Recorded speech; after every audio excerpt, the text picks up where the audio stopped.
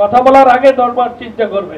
আমাদের ঘামে পরিশ্রমে কষ্টে জেল জুলুম অত্যাচার সহ্য করে আমরা এই দলকে দাঁড় করিয়েছি।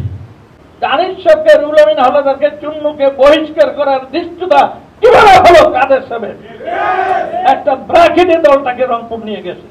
রংপুরে আরো নেতা আছে, আমি যোগাযোগ করছি, ইনশাল্লাহ সারপ্রাইজ দেবো আপনাদেরকে। আবদার্থ হয়েছে, সরকারকে বুঝাতে হয়েছে, প্রশাসনকে বুঝাইতে বলতে পারেন যে ভিক্ষা চেয়ে আমি তাকে পাশ করাই নিয়ে আসছি, কিন্তু আজকে সে আমাদের বলে আমরা বেইমানি করেছি।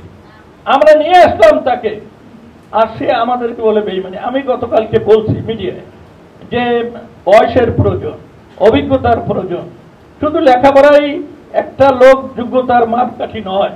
তোমরা এসে যদি দলকে ভেঙে চুরমার করে দাও, মনে করো এটা একটা রংপুরের পার্টি, রংপুরের মানুষ অনুভব করে, অপেক্ষা করেন, দোয়া করেন। আমার বড় ভাই ব্যারিস্টার আসলাম মাহমুদ, আমরা 79 এমপি হয়েছি এবং আমি 81 সনে 82 সনে মন্ত্রী ছিলাম বিএনপি। পরবর্তীকালে আনিস ভাই আমাদেরকে নিয়ে আসছে, এরশাদ সাহেব তারে একটা মানে কি বললো যে শুভেচ্ছা দিল, একটা আচার বাণী শুনালো এবং তার সাথে যে মিলে গেল, তারপর আমাদেরও যেতে হলো। এই হইল আমাদের যাত্রা রাজনীতিতে, অর্থাৎ 45 বছরের উপরে হয়ে গেল আমরা এই দলটা করি। তো আমাদের ধাক্কা দিলে, আমাদের একজন গালি দিলে আমরা বসে পড়বো, তা হতে পারে না। আমাদের অঙ্গীকার আছে এরশাদ সাহেবের সাথে, আমাদের অঙ্গীকার আছে এরশাদ সাহেব যাদেরকে রেখে গেছেন তাদের সাথে আমাদের কথা আছে, তাদের সাথে আমাদের একটা বন্ধন আছে। সুতরাং এই মানুষগুলোর কাছে গিয়ে আমরা যদি কথা বলি, এখানে জায়গা দিতে পারবো না।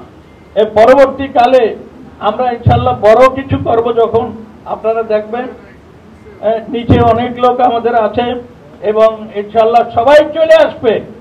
আজকে লিখে রাখেন, আপনাদের হৃদয়ের মাঝে গঠিত রাখেন, যেই জাতীয় পার্টি আজ দেখলেন এটা 6 মাসের মধ্যে ইনশাল্লাহ মিরাকেল হয়ে যাবে। আপনাদের দোয়া চাই, সহযোগিতা চাই।